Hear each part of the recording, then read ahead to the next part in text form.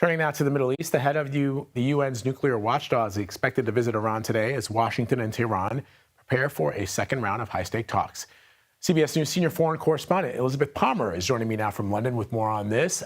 Good to see you, Liz. So what is the direction of these talks? Are we headed towards some kind of an agreement?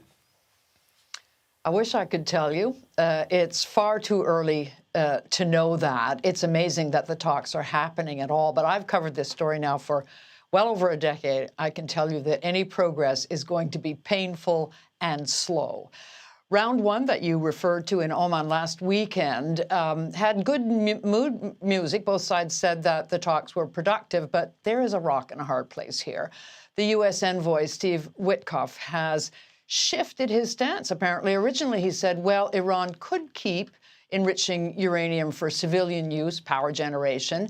Now he's saying Tehran must stop and eliminate its nuclear enrichment program completely. Well, the Iranians are already saying before the meetings even start, that's a non-starter. The issue of enrichment is non-negotiable. What do we know about the current state of Iran's nuclear program, Liz, such as it exists? Well, it was really curbed by the last nuclear agreement. There were the international authorities had cameras in their enrichment facilities. The world knew how much they were enriching and to what concentration.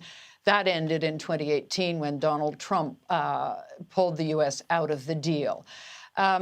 They have been since enriching to higher concentrations and a lot more quantity, so their enrichment is up to 60% enriched. Now, that's not bomb grade, but it's not far off. And now they have twice as much in volume as they did this time last year. So it's safe to say it's really going gangbusters.